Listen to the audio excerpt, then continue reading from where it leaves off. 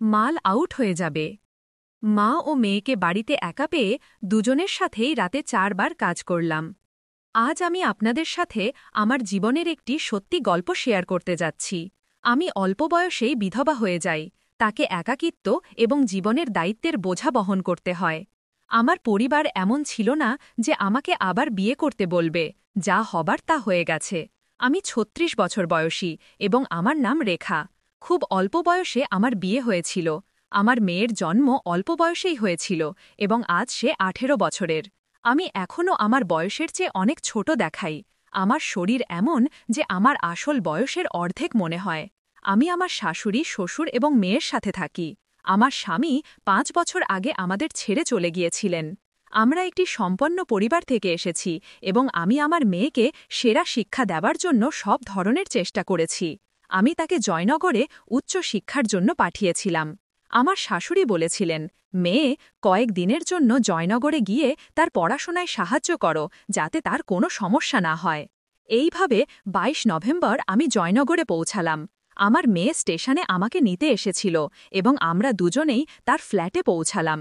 আমি সরাসরি বাথরুমে গেলাম নিজেকে সতেজ করার জন্য। আমি নীল রঙের নাইট গাউন পরেছিলাম এবং নিচে কিছু পরিনি ছিল না। যখন আমি বাথরুম থেকে বের হলাম, আমার মেয়ে চা বানিয়ে আমাকে দিল। ফ্ল্যাটটি ছোট ছিল কিন্তু খুব আরামদায়ক।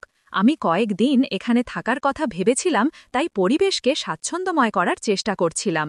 সন্ধ্যায় আমার মেয়ে আমাকে তার বন্ধুদের সাথে দেখা করার পরিকল্পনা সম্পর্কে বলল এবং বলল, মা, আমি কিছুক্ষণ পর আসব, আপনি বিশ্রাম নিন। আমি বই পড়ার চেষ্টা করলাম কিন্তু মন বসছিল না। ঠিক তখন দরজার বেল বাজল। আমি দরজা খুললাম এবং সামনে একজন যুবক দাঁড়িয়েছিল। সে হাসি মুখে বলল, নমস্তে, আমি অজয়। আমি আপনার মেয়ের প্রতিবেশী এবং তার কলেজের সহপাঠী। সে বলেছিল যদি কোনো সাহায্যের প্রয়োজন হয় তবে আমি আসব। অজয় অত্যন্ত বিনয়ী এবং মৃদুভাষী ছিল। সে আমার জন্য কিছু স্ন্যাক্স এনেছিল এবং বলল, আপনি এই নতুন শহরে একাকিত্ব বোধ না করেন তাই ভাবলাম আপনার সাথে দেখা করে আসি। আমরা কিছুক্ষণ কথা বললাম। সে বলল যে সে একা থাকে এবং পরিবার থেকে দূরে পড়াশোনা করছে। তার কথায় এক অন্যরকম সরলতা এবং আন্তরিকতা ছিল। আমি দীর্ঘদিন পরে কাউনের সাথে এভাবে খোলামেলা কথা বলতে পেরেছিলাম। দিন যত গড়াতে লাগল, অজয় প্রায় আসা যাওয়া করতে লাগল। আমার মেয়ের ফ্ল্যাটের ছোটখাটো কাজে সে সাহায্য করত এবং পাশাপাশি আমার চিন্তাও করত। আমি তার সাথে বেশ স্বাচ্ছন্দ্য বোধ করতে শুরু করলাম। একদিন সে আমাকে বলল, আপনাকে দেখে মনে হয় না যে আপনি এত বড় দায়িত্ব সামলাচ্ছেন। আপনি নিজে খুব যুবক এবং শক্তিশালী।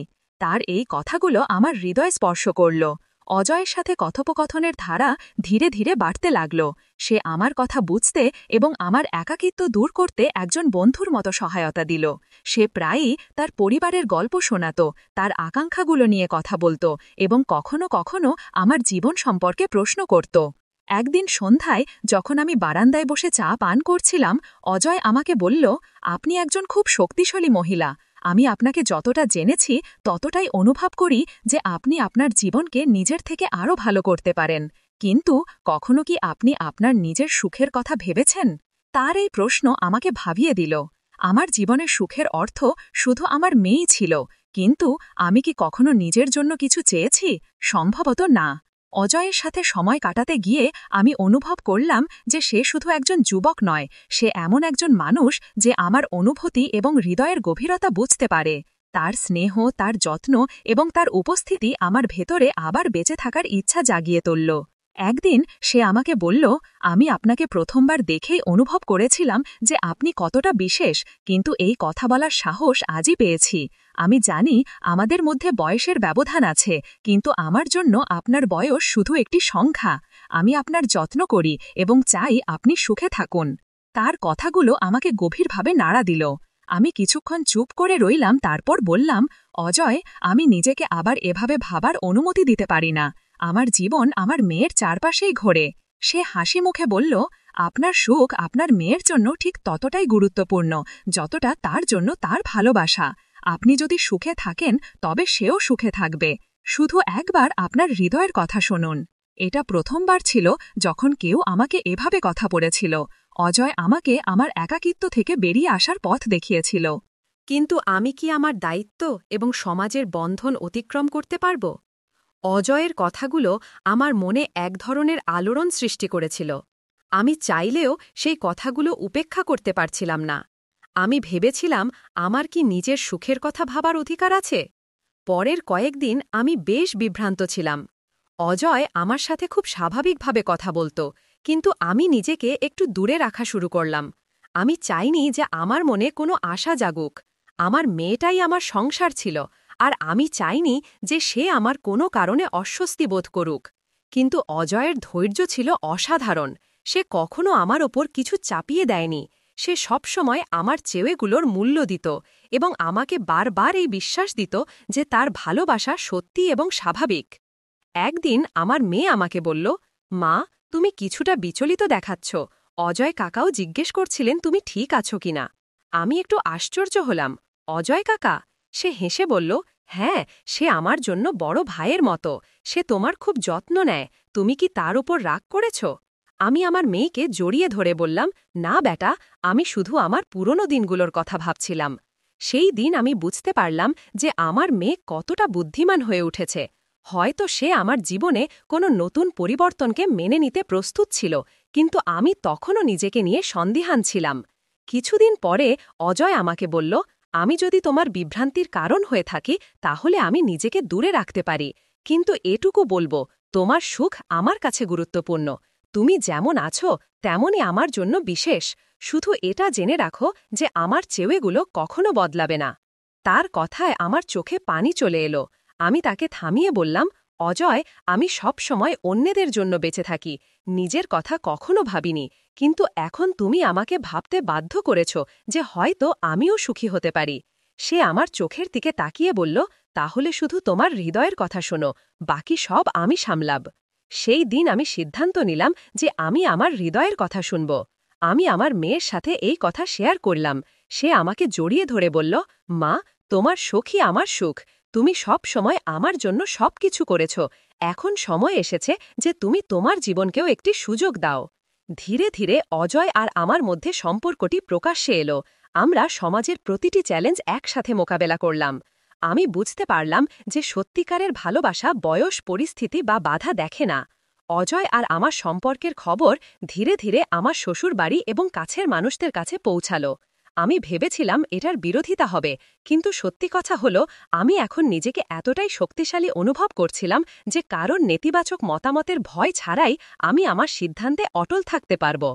একদিন সন্ধ্যায় বাড়ি ফিরে আমার শাশুড়ি আমাকে বললেন, বেটা, আমরা তোমাকে সব সময় দায়িত্বে জড়িত দেখেছি।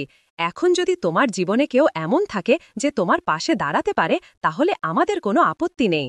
তার এই কথায় আমার চোখে পানি চলে এলো। কিন্তু সমাজ সব সময় এত সহজে মেনে নেয় না। প্রতিবেশী এবং আত্মীয়রা কথা বলা শুরু করল। কেউ কেউ বলল, এই বয়সে ভালোবাসা, এটা কি ঠিক? এই কথাগুলো আমাকে আবারও ভাবতে বাধ্য করল।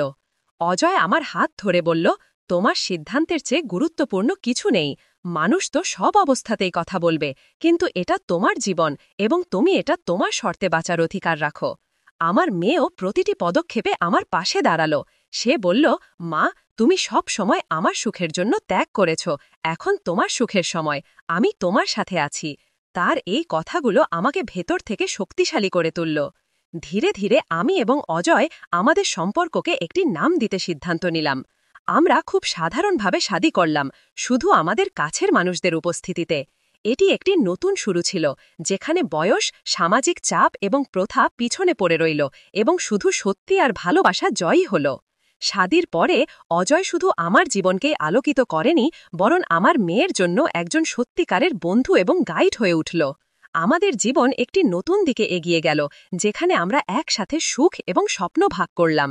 এই গল্প আমাকে শিখিয়েছে যে নিজের জন্য দাঁড়ানো কতটা গুরুত্বপূর্ণ। সমাজের তৈরি নিয়ম এবং প্রথা সবসময় সঠিক নয়। সত্যিকারের ভালোবাসা এবং পারস্পরিক সম্মানের সাথে প্রতিটি চ্যালেঞ্জ অতিক্রম করা যায়। শাদীর পরে অজয় এবং আমি একটি নতুন জীবন শুরু করলাম। আমরা একসাথে এমন একটি পরিবেশ তৈরি করলাম যেখানে পারস্পরিক সম্মান এবং ভালোবাসা প্রতিটি কঠিনতাকে সহজ করে দিল।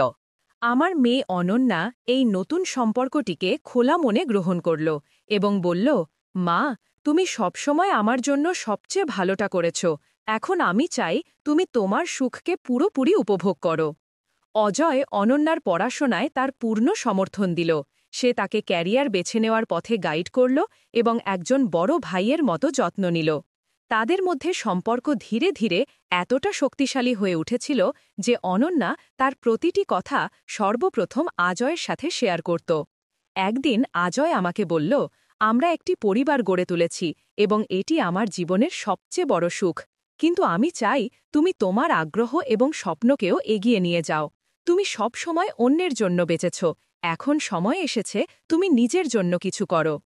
আমি আজয়ের কথাকে গভীরভাবে নিলাম। দীর্ঘদিন ধরে আমি আমার পড়াশোনা এবং আগ্রহগুলো ভুলে গিয়েছিলাম। আমি আবার পড়াশোনা শুরু করলাম এবং একটি স্থানীয় প্রতিষ্ঠানে কাউন্সিলর হিসেবে কাজ শুরু করলাম। মানুষের সমস্যা শোনা এবং তাদের সমাধানে সাহায্য করা আমাকে আনন্দ দিতে শুরু করল। আমার এই পদক্ষেপে শুধু আমার আত্মনির্ভরশীলতা বাড়ল না, আমি অনুভব করলাম যে আমি আমার পরিবারের পাশাপাশি সমাজের জন্য কিছু করছি। অজয় সব সময় আমার পাশে দাঁড়িয়েছিল।